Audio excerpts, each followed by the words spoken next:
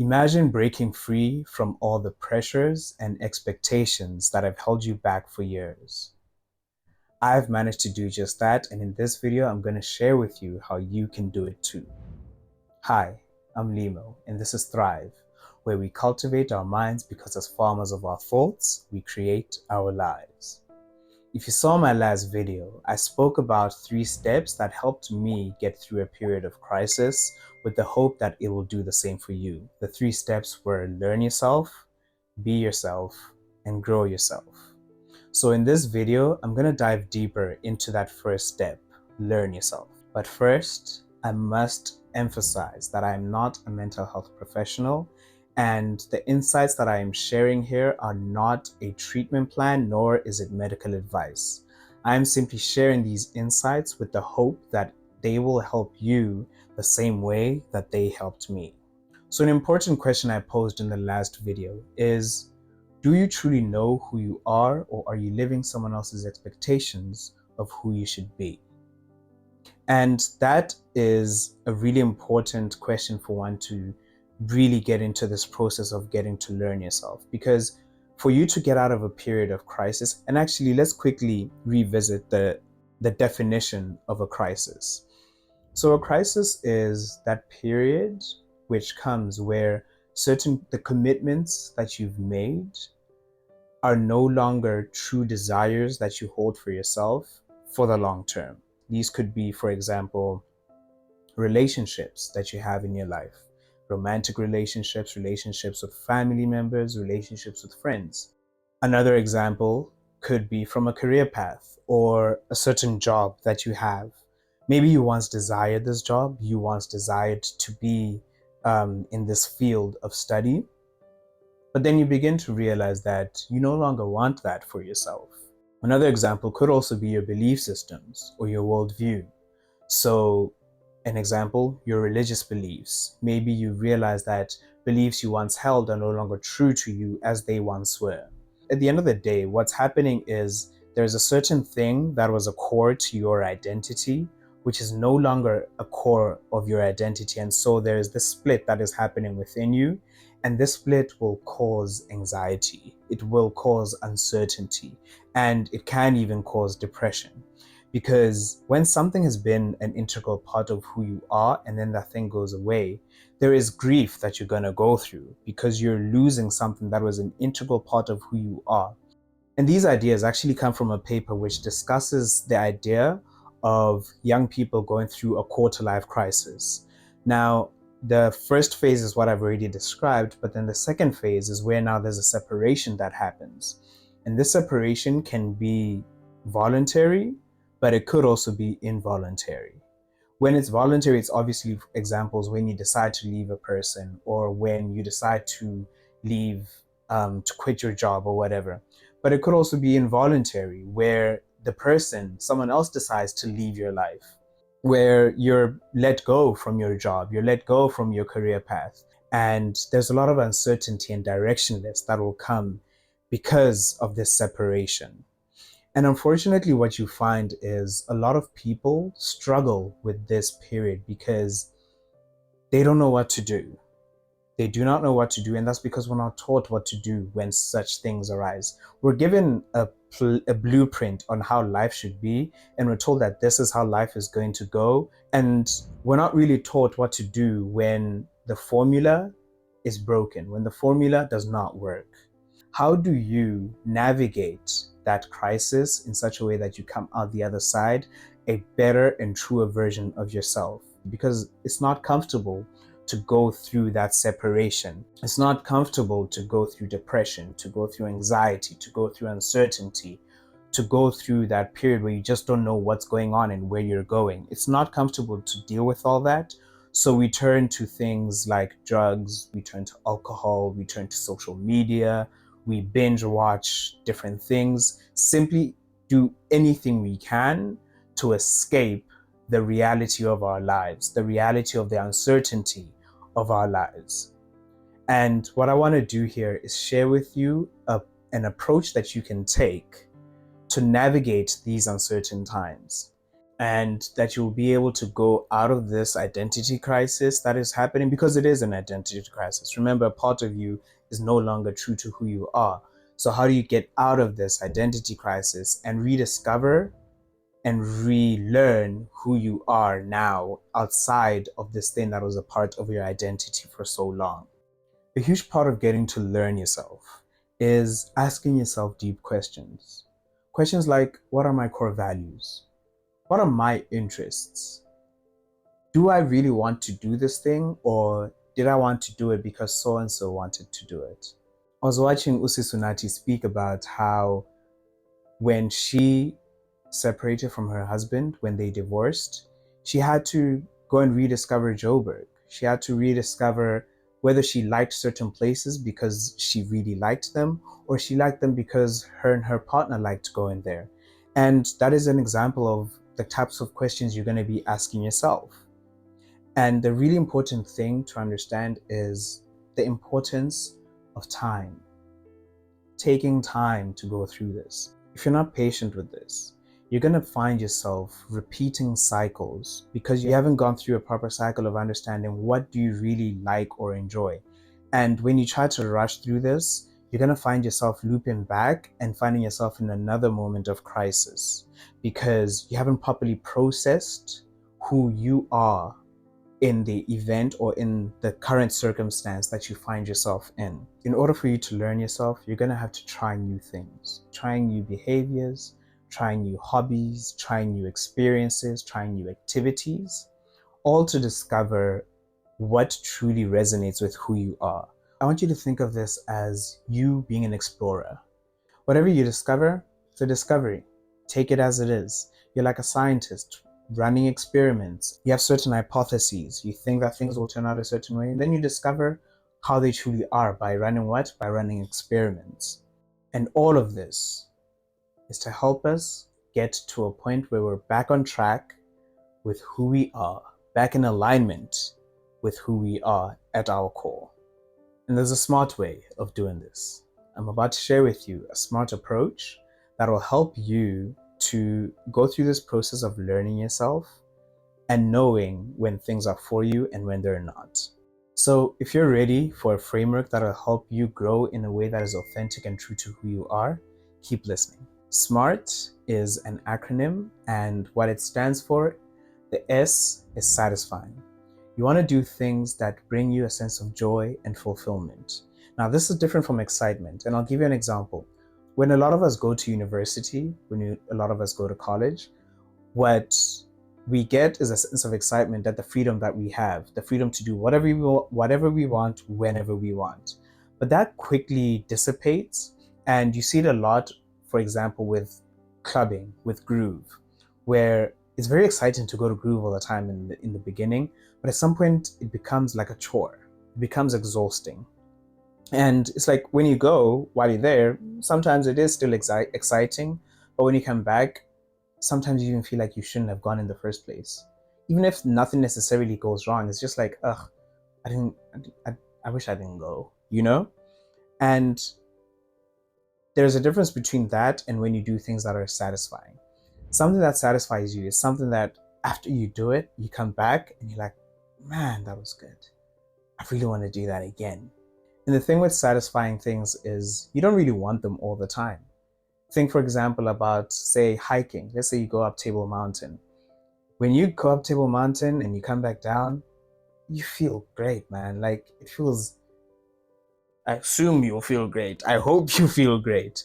But normally you do feel great after achieving such a thing, after doing such a thing. But you won't want to go the next day, you know? Unless it's your thing. It's your thing, hey, it's your thing. Cool.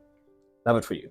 But that's what I mean by satisfying. And it doesn't have to be something as big as climbing Table Mountain. In your small everyday things, you want to look for small things that give you a sense of satisfaction. So that's the S, satisfying. And then we move on to the M. The M in SMART stands for meaningful. There are things that you value and things that you just do not value. And it's very important for you to discover what are the things that are meaningful to me, what are the things that resonate with my personal values. And just because you do not find certain things meaningful, or you do not want to put out your energy into certain things, doesn't mean there's anything wrong with it. Something that we're seeing a lot of is a lot of people taking on other people's meaningfulness and trying to make it their own, even when it's not. There are a lot of social issues. There are a lot of issues in society that you can care about and want to do something about. But it's very important for you to pour your heart and energy into things that actually are meaningful to you. And if they're not, it's okay. If there are certain things that are not meaningful to you, that's okay. There's race issues. There's gender issues. There's genocide issues. There's exploitation happening. There's the environment. There's so many things that you can care about and pour your heart into. And if you don't care about something, it's okay. It's really okay for you not to care. If you don't care, don't force yourself to care. It doesn't make you a bad person in any way, shape, or form. There are people who care about all sorts of things, and those who care about things should do something about it because it's true to who they are. It resonates with who they are. And that's what is important here, is for you to know what truly resonates and is important to me, what is truly resonant with my personal values. So when you do things, you want to do things and do activities that are meaningful to you, that give you a sense of purpose, give you a sense of, man, this is, I love doing this. Like, even if it doesn't necessarily say, give me immediate satisfaction, it means a lot to me for this to happen. It means a lot to me for me to do this. You don't even need to explain it to anyone. And it doesn't have to be a social issue. I'm talking even if it's something like you genuinely just want to play piano. Even if you don't understand why you care so much about it, just do it. Because you know that deep down inside of you, something just cares about this thing. And you owe nobody an explanation. Just do it for you, right? So that is the satisfying, that is the S. Meaningful is the M. The next one is actionable. And actionable speaks to doing things that you're capable of doing. And what I mean by this is not waiting for a perfect time. There's this thing where we like putting things off that we want to do because it's not the right time, I don't have the right resources, this, that, and the third. And normally what you find is, to be honest, there are certain things you can do right now. There's certain things you can start with right now. If you want to create content, you have a phone. Yes, it's not a high quality 4K recording setup, but you have a phone. You can start. You have the resources. So creating content is actionable for you in this moment. And if it's truly something, if the content you want to make is really meaningful to you, if the making of the content really satisfies you, go for it. Stop waiting for the perfect time, because there is no perfect time. The perfect time, the only time that you have is right now. And it's very important for you to know when things are actionable and to stop lying to yourself and telling yourself that you will be ready to start when things are in a certain place, when you have such a thing. No, start where you are with what you have. But at the same time, actionable also speaks about knowing when you are not in a place to start. And it's easier to know when things are not actionable, because generally you don't have the resources to start the thing. But there's still steps you can take to help yourself get closer to making the thing actionable. If, say, you want to learn guitar, you obviously can't learn guitar without a guitar. Maybe you don't have the finances to get a guitar right now. Okay, what can you do to get the finances to get yourself a guitar? Process. It's about knowing what steps you can take right now in order for you to get to where it is that you want to get to. The important thing to understand here is that there's always something you can do. Even if it's not the thing you want to do, there's something you can do to get you closer to the thing that you want to do. So that's actionable. Next, we have the R in SMART, which is rejuvenating. Rejuvenating speaks to doing things that give you a sense of being alive, that give you a sense of just being energized. And it's different from being satisfied, right? Satisfaction is more like, okay, yeah, I liked that, I enjoyed that, that was fun, that was exciting, I really had a good time, right? Whereas energized or rejuvenated, when you feel rejuvenated, it's like, I really feel like I am living. I really feel motivated, like I can do anything, Whereas with satisfaction, it's like, oh, I'm glad I did that. That felt good. And it's just like, I can do anything I want to do, like bring it on type vibe. After you do certain, I'll give you an example. When you come back from Table Mountain, you are, from an energy perspective, like a physical energy perspective, you're defeated, you're tired, you're gone, But somewhere inside of you, you just feel the sense of being alive. Like, damn, man, oh, I feel good, And that's what rejuvenation is. You want to do things that make you feel like, man, I'm alive, like this is, man, I feel good, And it's not like the external expression I just made is not necessarily the expression you're going to be making, but alive for you could simply be it's simply that thing that just gives you a nice smile in your face where you're just like, oh man, life is worth living. I really enjoy life. And again, this is very personal to who you are. There are certain things that you will do that you will find rejuvenation in, things that will make you feel alive, feel that sense of that life force just kicking inside of you.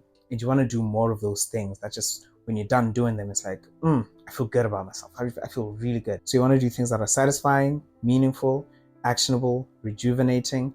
And lastly, you want to do things that are timely. And this now speaks to a very spiritual level, because deep down in your spirit, there is a still small voice that is going to speak to you and tell you when sometimes you may have everything you need to start something. You may know that starting this thing will make you feel a whole lot of satisfaction. It may be meaningful to you. It could be rejuvenating to you, but then still something inside of you tells you that no, not right now. This is not the time to start. And it takes time for you to really get in tune with that voice, that still small voice inside of you, and to know when, even when the opportunity is there, it is not time for me to step into it. But it's also that same voice that will tell you that even when you feel like you're not ready, even when it feels like you don't have it all, even when you feel like you're uncertain, it is that same voice that will come and tell you, no, go for it. It's time for you to go for it. And this is what timely is about doing things that deep down within you, you can feel. You just know that this is the moment I need to do it. This is my moment. This is the moment for me to step into this thing. And it defeats explanation a lot of times. It goes beyond reason. It goes beyond sense. Sometimes you just hear, like deep down inside you just hear something that says, do this. And it's like, yo, this thing that I'm being told to do by whatever it is inside of me is so off the path of what I thought I am all about. But that voice is your deeper spirit speaking to you. Could be your future self speaking to you and saying, this is the step that I need you to take right now in order for you to get to where I'm at. And I think the whole concept of getting in tune with timeliness is the most important, because when you do things that are timely, you're doing things that are really in tune and in alignment with yourself, with your spirit, and with the universe. And your spirit is in tune with source. Source for you could be God, Allah, whatever you believe in. But that voice inside of you that tells you that this is the time for you to do this thing, or this is not the time for you to do this thing. You should go here, or you should not go here. You should get around this person, or maybe you're not this person. It's a very deep personal voice that you need to really get in tune with. And the only way you can get in tune with that is by doing more things that are satisfying, meaningful, actionable, and rejuvenating. The more you do that, the more in tune you're going to get with knowing when it's the right time for you to do things, the timeliness of things. When you're going to be more in tune with that still small voice inside of you that guides you, even when all other things externally make no sense. And a lot of the times when you do things, you will realize that I don't know why I decided to do that at that time, but man, My life turned out wonderful because of that decision. That is how you know you were really in tune with that still small voice inside of you. And that's what you're trying to build. Now, that voice is very personal and is very much in tune with your spirit. And like I said, by being in tune with your spirit, is in tune with your creator. Whatever your creator is, whoever you think your creator is, it is in tune with that. And it's therefore very important for you to get to know yourself so that you can get to know that voice.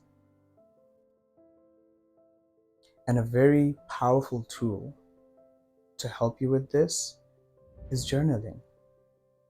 What's journaling? Journaling is simply writing. You can write one sentence, you have journaled. Even if you write one word, you have journaled.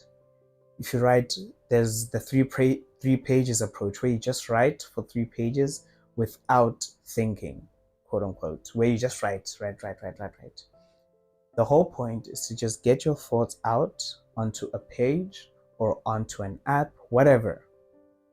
But the importance of journaling, and there are many things that journaling helps with, but the important thing with journaling is it gets you to really get to know your voice, and also will help you regulate that inner voice, that inner conversation that you have with yourself. Because the conversation that you have with yourself is more important than any other conversation you will ever have. And so it becomes very important for you to start working on that self-narrative that you have. And a great way to do that is through journaling, because you will see where your mind is at. And that is very important because your relationship with yourself is the most therapeutic relationship you will ever have. And remember, therapy can be helpful, but it can also be very damaging. And so that means you can be the most helpful or the most dangerous person in your life. So next week, I am going to now dive into being yourself. Now that you've learned yourself, what do you do to actually be yourself? And in particular, how do you learn to love those parts of yourself that you do not like, those parts of yourself that are not pleasant? Now, if you want to know the 3 steps to help you get out of a period of crisis, check out my last video, which is over here. But otherwise, thank you for watching and have a wonderful day.